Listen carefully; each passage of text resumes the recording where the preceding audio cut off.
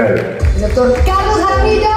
We thought that when we understood calories, we found the holy grail of health, but people are getting more sick. Taking care of our intestinal health is something super important for heart health, brain health, everything. When we alter the microbiota caused by antibiotics, caused by stress, caused by the standard American diet, it's so related to a lot of conditions. What we do in functional medicine is go to the root cause of disease for nutrition, exercise, relaxation, because health starts in your own home.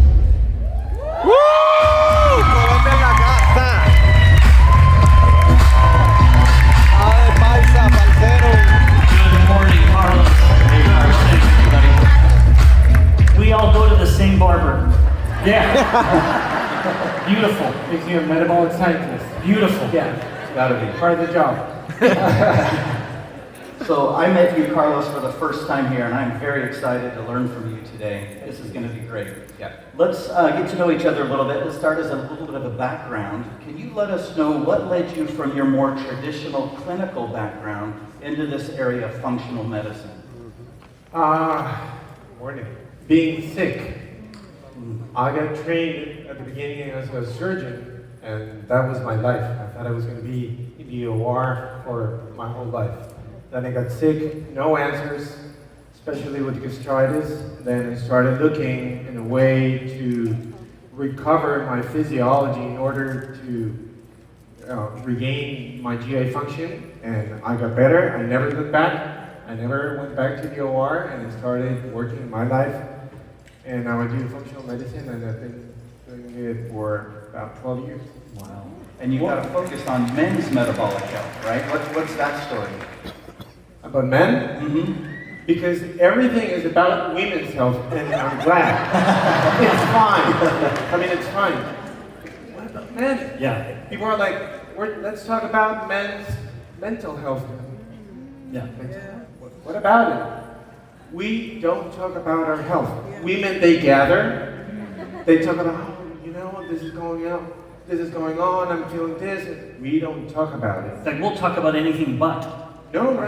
Yeah. We're like, dude, how are you? I'm fine. You? I'm fine. That's it. And yet, one of us, we have stage 4 cancer. Yeah. We don't talk about our health. And men, we have great stuff going on. We can live wonderful. Yeah. But we need to talk about it. Yeah. So I think it's wonderful. Yeah. You become a voice. Yeah. Wonderful. So the first time, Carlos, that you and I connected, of course, we spoke a lot about insulin resistance. So let me ask a question about that. How, in your mind, how do insulin resistance, low testosterone, and chronic inflammation intersect, create this noxious nexus, if you will? And then in your idea, what's your framework for restoring all of that, for teasing these things apart? It's horrible. There's a point where we go like 30, 35 years without caring nothing about our health. Gaining inflammation all the time. Sleeping bad, eating horrible. When you have insulin resistance, and probably Dr. Fung is the greatest expert in this, when you have high insulin, your testosterone is going to start going low. Your testosterone starts going low, you don't have enough muscle. When we have sarcopenia, you have only 2 places where you can store glucose. Either your muscle or your liver. Your muscle is the greatest place. If you're losing it, then you have less place to store it. Then what is the only thing that your liver can do with all that glucose? Make fat. Yeah. And you start having more insulin, more fat, less muscle, more inflammation. And then you put it with all the rest. Stress. If you have more stress, less recovery, less muscle. If you don't sleep, most of the testosterone is made while we sleep. If we don't sleep, then less testosterone, less muscle, more inflammation, more insulin resistance. Even if you eat very little glucose, you can say, I'm only eating, an ice cream a week. I'm only eating 200 grams of carbs a day. Yeah, it doesn't matter. If you don't have muscle, if you're chronically inflamed, if you don't have the way that your body can manage all the glucose, the only thing you're going to do is keep on storing fat. It becomes a vicious cycle. Yeah. Yeah. And it's endless. What you need to do is stop. There's no miracle pathway. It's not only about fasting. It's not only about cutting carbs. It's putting your life, every single thing is important. You need to sleep. You need to handle stress. You need to take care of your GI health. You need to eat protein. You need to train. You need to put your life in order. It's like a Christmas tree. Like I always say, first you have the tree, and then you look for the ornaments. But people go in Amazon and they buy a bunch of ornaments. I'm like, are you eating well? No, Are you training? I'll fast. No. You fix the lack of rain with rain, not with sun. If you're not training, you need to train. So you need to put your life in order. That's Wonderful. yeah. You know, Carlos, as people start to make adjustments to their diet and their kind of fitness routine, some might feel that they are neglecting their kind of cultural background.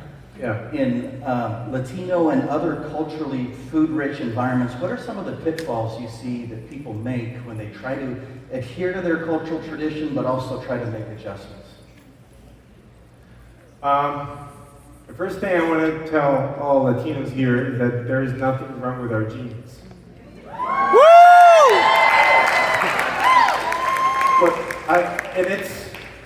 I live in California, and when I see commercials saying if you're Latino, you have 3 times more risk of developing diabetes, so you need to come and get GLP-1s or whatever, I'm like, dude, that's not the point. We have switched. I mean, they're trying to sell you something, and I'm okay with people getting GLP-1s when they need them. It's fine. But there's nothing wrong with our genes. We have changed the way we eat, the way that we have delivered the knowledge of the way we eat into food companies that they don't care nothing about our health. We eat a lot of carbs. We make most of the hard work that's done in this country and all of our countries is done by us. It's fine. But we end up eating a lot of junk food, a lot of carbs, a lot of things that we don't even stop to eat for a moment. So what we need to do is to go and recover the richness that we as Latinos, we gather, we sit, we hug a lot, right? Yeah, we hug, we kiss. So we need to remember to stop and go back to our roots, go back to what our ancestors used to eat, and then it's not just that, because people to go and say, go and eat like your ancestors. No, it's not just about that. It's go and eat like them, and then bring all the knowledge that we have right now and balance it the right way. And just remember our roots. And stop looking for all the junk food that people are trying to sell us. Yeah, very good. Thank you. That's awesome. Last of the big questions, and it's a perfect one because it's a good balance with Cynthia's focus and questions. You being an advocate, such a clear-voiced advocate for men's health, but everyone as well. Do you recommend fasting differently for men compared to women? Is there a simpler nuance or more complicated? And if so, what are the protocols you find are most effective for men specifically to improve their metabolic health? Yeah, men have, it's easier for men to fast, and we don't need to be aware of having any complication about fasting like women do. Just because if women start fasting in a way that they don't know what they're doing, they might end up messing up with their cycle, messing up with getting pregnant, so they need to be aware of that. Men, we don't have that problem. Men, when we start fasting, when we start training, when we start lifting weights while in a fasted state or in a fasted protocol, testosterone is going to go better. Growth hormone is going to start also increasing. Insulin is going to be more sensitive, so you're going to end up having more sensitivity in your muscles to get more glucose, to get more repair. So we're going to start having more benefits from fasting. Yeah. What I find that it's better is for people not to fast too long, what she was saying. People end up thinking that they need to fast. They start doing 16-8, then they say, no, I'm going 14. Now I'm going, oh man, now I'm going 5 days. No, what I think it's better for men, and what I've seen in my clinical practice is try switching in different ways. Try surprising your body. Don't do the same thing over and over. Don't give yourself too much time to adapt. Yeah. Confused. Keep surprising your body. Keep surprising your metabolism. Once in a while, stop fasting. Yeah, it's something. Don't think that because you're eating 3 times a day and then you go to 2, that if you go back into 3, you're making a big mistake. You're not. If you want to build muscle, sometimes it would be wiser for you to eat 3 times a day so you get enough protein, because having the amount of protein that you need 2 times a day or once doing OMAD, it would be difficult.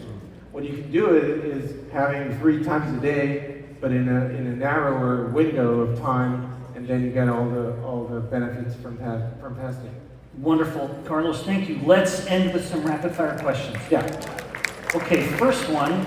What's your favorite way to sneak in more movement, besides getting geared up and going to the gym? Doing a sport.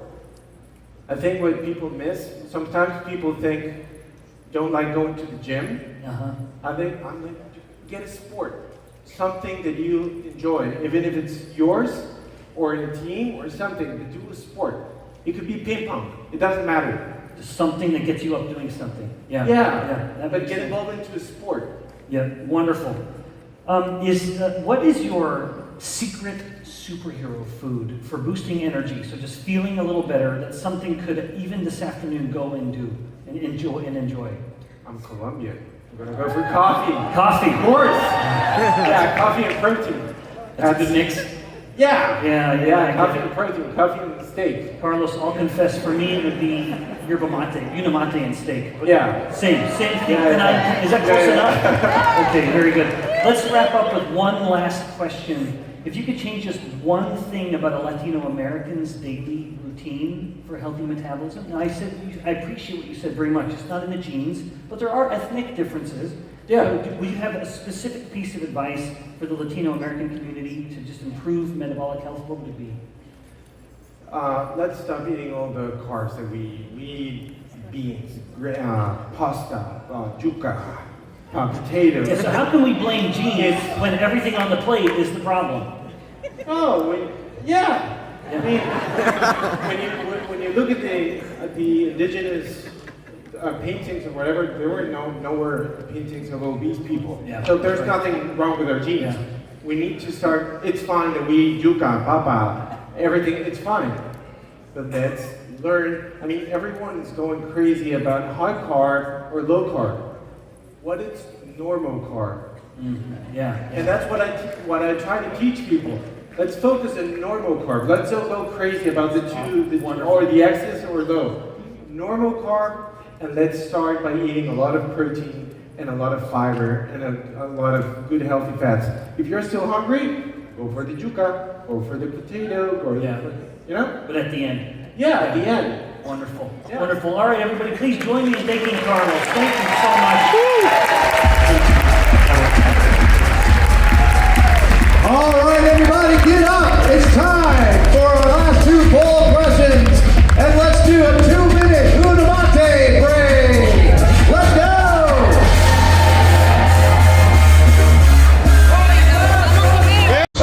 Health science, integrative medicine. She's a social media superstar. Women are not soft, delicate creatures. We all have the ability inside of ourselves to heal our body and to live our best life.